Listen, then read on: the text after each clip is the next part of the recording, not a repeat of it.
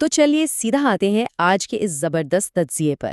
آج ہم تاریخ کے ایک ایسے باب کے اندر اترنے والے ہیں جو پوری طرح سے جدت، طاقت اور عظیم مزاحمت کی داستان ہے۔ ہم بات کر رہے ہیں ٹیپو سلطان کی، جنہیں دنیا میسور کا شیر کہتی ہے۔ اس جائزے میں ہم ان کی ذہانت، ان کے حیرت انگیز ملٹری انوویشنز اور برٹش ایسٹ انڈیا کمپنی کے خلاف ان کی اس للکار کو دیکھیں گے جو آخری سانس تک قیام رہی۔ یہ صرف ایک پرانی کہانی نہیں ہے، یہ ایک ایسی ریاست کی داستان ہے جس نے اپنے وقت کی سب سے بڑی عالمی طاقت کی نیندیں حرام کر دی تھیں۔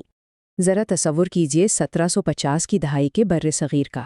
یہ کسی عام زمین کا ٹکڑا نہیں تھا، بلکہ ایک عظیم و شان شطرنج کی بساط بنی ہوئی تھی۔ مغل امپائر، جو کبھی یہاں کا بیتاج بادشاہ تھا، اب اندر سے تیزی سے ٹوٹ رہا تھا۔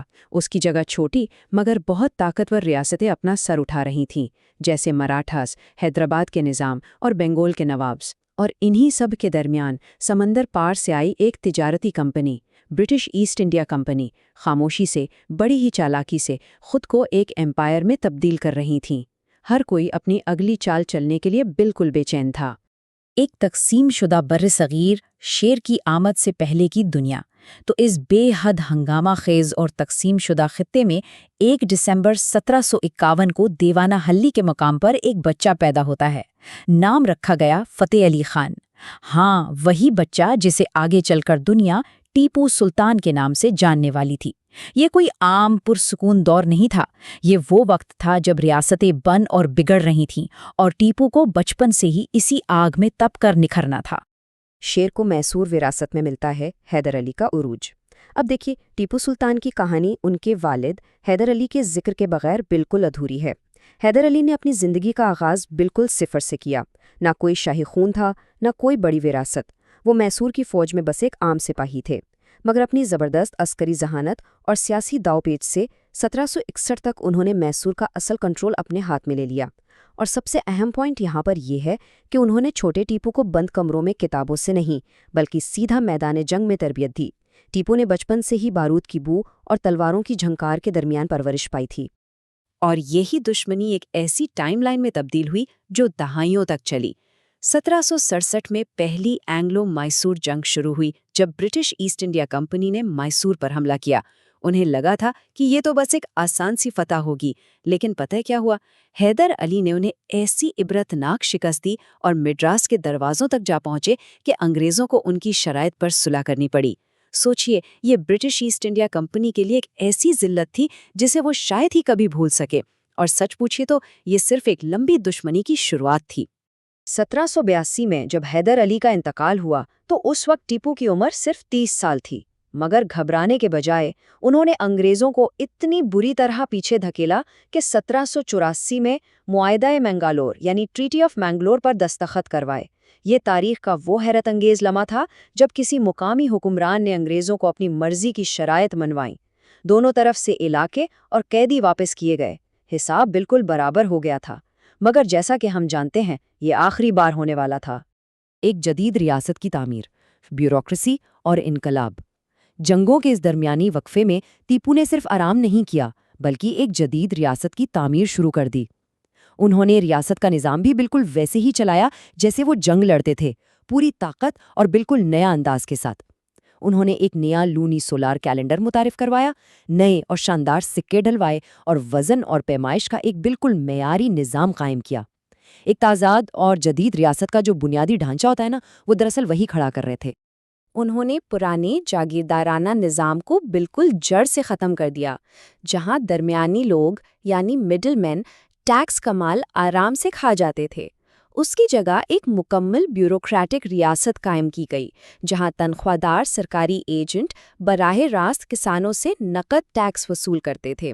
اگر اس دور کے حساب سے دیکھا جائے تو یہ ایک عظیم مالیاتی انقلاب تھا جس نے میسور کو ایک بے حد خود مختار اور جدید طاقت بننے میں بڑی مدد کی۔ معیشت کے حوالے سے ان کا ویژن بہت ہی وسیع تھا۔ انہوں نے ہندوستان کی پہلی ریاستی تجارتی کارپوریشن بنائی جو براہ راست ایسٹ انڈیا کمپنی کی مونوپلی کا مقابلہ کر سکے۔ آپ کو پتہ ہے، آج جو ہم مشہور میسور سلک دیکھتے ہیں وہ انہی کی شروع کی ہوئی انڈسٹری ہے۔ اس کے علاوہ ٹیپو سلطان نے عالمی سطح پر تجارتی تعلقات بنائے، چین، فارس، یہاں تک کہ سلطنت عثمانیہ تک اپنے وفد بھیجے۔ وہ صرف ایک لڑاکا جنگجو نہیں تھے، وہ واقعی ایک عالمی سوچ رکھنے والے زبردست معیشت دان تھے۔ اور اب آتے ہیں ان کے ایک بہت ہی انوکھے اور دلچسپ نظریاتی تعلق کی طرف۔ شری رنگ پٹنا میں انہوں نے ٹری آف لبرٹی یعنی درخت آزادی لگایا۔ ٹیپو سلطان فرینچ ریولیوشن سے بے حد متاثر تھے، خاص کر ان کے آزادی اور بادشاہت کے خلاف انقلاب کے نظریات سے۔ کہا تو یہاں تک جاتا ہے کہ وہ پیرس کے ریڈیکل جیکوبن کلب کے باقاعدہ ممبر بھی بن گئے تھے۔ سوچئے، ان کے لیے فرانس صرف ایک فوجی اتحادی نہیں تھا، بلکہ اس بات کی ایک زندہ مثال تھا کہ پرانے اور ظالمانہ نظام کو اکھاڑا جا سکتا ہے۔ لیکن دیکھیے، ٹیپو سلطان ایک بے حد پیچیدہ شخصیت تھے۔ ایک طرف وہ ایک مضبوط عقیدے والے مسلمان حکمران تھے جو ایک ہندو اکثریتی ریاست کو چلا رہے تھے، مگر اس کے باوجود جب 1791 میں مراٹھا فوجیوں نے ہندوؤں کے مقدس ترین سرنگیری ٹیمپل میں لوٹ مار کی تو وہ ٹیپو سلطان ہی تھے جنہوں نے اسے دوبارہ تعمیر کرنے کے لیے بڑی مالی امداد بھیجی۔ ان کی فوج میں بہت سے اعلیٰ عہدوں پر ہندو آفیسرز تعینات تھے۔ سچ میں وہ اپنے وقت اور اپنے تضادات کے انسان تھے۔ میسور کے راکٹ 18ویں صدی کی فوجی جدت۔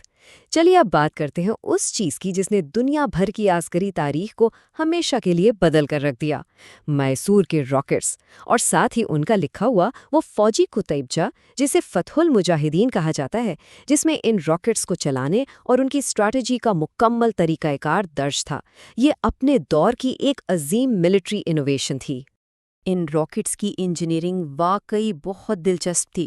یہ کوئی پرانے بانس یا کاغذ کے بنے عام راکٹس نہیں تھے جو ہوا میں پھٹ جائیں۔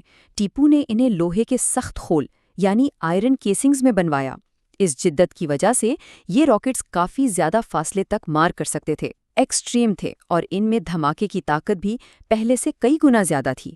ذرا تصور کریں، جب انہیں ایک ساتھ بڑی تعداد میں دشمن پر داغا جاتا تو انگریز فوجیوں کی صفیں ان کے قریب آنے سے پہلے ہی تار تار ہو جاتی تھیں۔ اور اس جدت کا جو اسکیل تھا نا، وہ حیران کن تھا۔ ٹیپو سلطان کی فوج میں صرف ان راکٹس کو چلانے کے لیے 5000 اعلیٰ تربیت یافتہ سپاہیوں کی ایک پوری مخصوص راکٹ کور تھی۔ ایک لمحے کے لیے اس منظر کو اپنے ذہن میں لائیں، 18ویں صدی کا میدان جنگ اور 5000 لوہے کے راکٹس کا ایک ساتھ آسمان سے برسنا۔ یہ ایک ایسی دہشتناک طاقت تھی جس نے انگریزوں کے دلوں میں واقعی خوف پیدا کر دیا تھا۔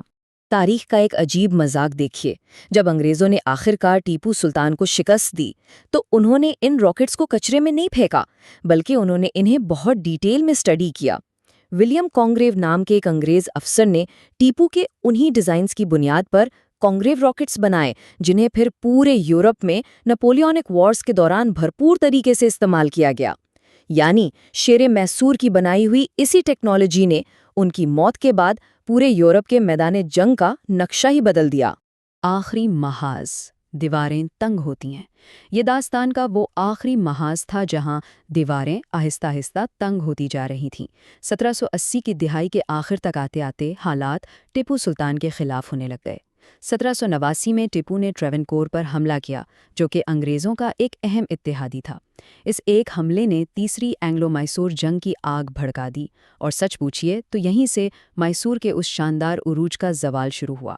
1792 کا ٹریٹی آف شیرنگاپٹم میسور کے لیے اس قدر تباہ کن تھا کہ ٹیپو سلطان کو مجبوراً اپنی آدھی سے زیادہ ریاست انگریزوں کے حوالے کرنی پڑی۔ ان پر ایک بے حد بھاری مالی توان عائد کیا گیا۔ لیکن اس سب میں جو سب سے زیادہ دل چیر دینے والی شرط تھی وہ یہ تھی کہ انہیں اپنے ہی 2 معصوم بیٹوں کو انگریزوں کے پاس بطور یارغمال یعنی ہاسٹیج رکھوانا پڑا۔ اس واقعے نے اندر سے ٹیپو کو توڑ کر رکھ دیا ہوگا، مگر حیرت کی بات یہ ہے کہ ان کی انا اور آزادی کی لگن پھر بھی ایک رتی برابر کم نہیں ہوئی۔ ان کے گرد حلقہ اب مزید تنگ ہوتا جا رہا تھا، خاص طور پر 1798 میں جب نیا governor general Richard Wellesley Hindustan پہنچا۔ اس کا تو صرف ایک ہی مقصد تھا، کسی بھی طرح میسور کا مکمل خاتمہ۔ اس نے برٹش فوج، حیدرآباد کے نظام اور مراٹھا فوجیوں کو ملا کر ایک عظیم اتحاد بنایا اور میسور کو چاروں طرف سے گھیر لیا۔ ٹیپو سلطان اس دوران مسلسل فرانس کے بحری جہازوں اور ان کی فوجی مدد کا انتظار کرتے رہے، مگر اس وقت یورپ اپنی ہی انقلابی جنگوں میں بری طرح الجھا تھا۔ مدد کبھی نہیں پہنچی۔ ایک پیچیدہ اور باقی رہنے والی وراثت، چوتھی اینگلو میسور جنگ، یہ ٹیپو سلطان کی داستان کا آخری باب تھا۔ اپریل 1799 انگریزوں نے ٹیپو کے عظیم و شان جزیرہ نما قلعے سیرنگاپتم کا مکمل محاصرہ کر لیا تھا۔ دشمن کی فوج طاقت میں بہت زیادہ تھی، قلعے کی باہری دیواریں آہستہ آہستہ ٹوٹ چکی تھیں، اور اس آخری وقت میں دکھ کی بات یہ ہے کہ خود ٹیپو سلطان کے اپنے دربار میں موجود کچھ اعلیٰ افسران انگریزوں سے مل چکے تھے۔ غداری اور دشمن کی بڑی فوج نے مل کر بالآخر شیر کو گھیر لیا تھا۔ ٹیپو سلطان چاہتے تو آرام سے ہتھیار ڈال سکتے تھے، سرنڈر کر سکتے تھے، ٹھیک ویسے ہی جیسا کہ اس وقت کے کئی دوسرے نواب اور بادشاہ کر رہے تھے، مگر انہوں نے یہ راستہ نہیں چنا۔ 4 مئی 1799 کو ٹیپو سلطان اپنے قلعے کے واٹر گیٹ کے قریب آخری سانس تک لڑتے ہوئے شہید ہوئے۔ ان کے ہاتھ میں آخری وقت تک تلوار تھی۔ ان کی عمر اس وقت صرف 47 سال تھی۔ موت کے بعد انگریزوں نے ان کا مشہور ٹائیگر تھرون قبضے میں لیا اور ووڈیار خاندان کو دوبارہ ایک کٹھ پتلی حکمران کے طور پر تخت پر بٹھا دیا۔ جنوبی ہندوستان میں انگریزوں کی مخالفت کا جو آخری اور سب سے بڑا مرکز تھا، وہ ہمیشہ کے لیے ختم ہو گیا۔ لیکن یہاں یہ جاننا ضروری ہے کہ ٹیپو سلطان کی تاریخی وراثت پر آج بھی شدید بحث جاری ہے۔ ایک طرف انہیں ایک عظیم مجاہد آزادی، اینٹی کولونیل ہیرو اور جدید تحریکوں کے بانی کے طور پر بہت سراہا جاتا ہے، جس نے انگریزوں کے آگے کبھی گھٹنے نہیں ٹیکے، مگر دوسری ہی طرف کورگ اور ملابار کے علاقوں میں ان کی سخت عسکری مہمات اور وہاں کی گئی جبری مذہب تبدیلی کی وجہ سے ان پر بہت سخت تنقید بھی ہوتی ہے۔ تاریخ دان ان دونوں ہی پہلوؤں کا حوالہ دیتے ہیں، اور یہی بحث خود اس بات کی سب سے بڑی دلیل ہے کہ ان کی شخصیت کا اثر کتنا وسیع اور گہرا تھا۔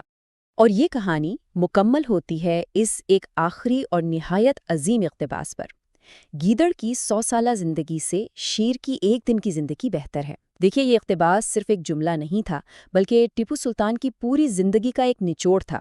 ایک ایسے دور میں جب بڑی بڑی ریاستیں گھٹنے ٹیک رہی تھیں، سمجھوتے کر رہی تھیں، ٹیپو نے مزاحمت کا راستہ چنا۔ انہوں نے جدت پذیری کی، فوجی طاقت کو نئے عروج پر پہنچایا اور بغیر ہتھیار ڈالے اس دنیا سے رخصت ہوئے۔ ان کی زندگی اور موت آج بھی اس برِ صغیر کی تاریخ کا ایک ناقابل فراموش حصہ ہیں۔ ذرا سوچئے، اگر تاریخ کے اس موڑ پر اس جدت اور ایسی مزاحمت کو کچل نہ دیا جاتا تو آج برِ صغیر کا نقشہ کیسا ہوتا؟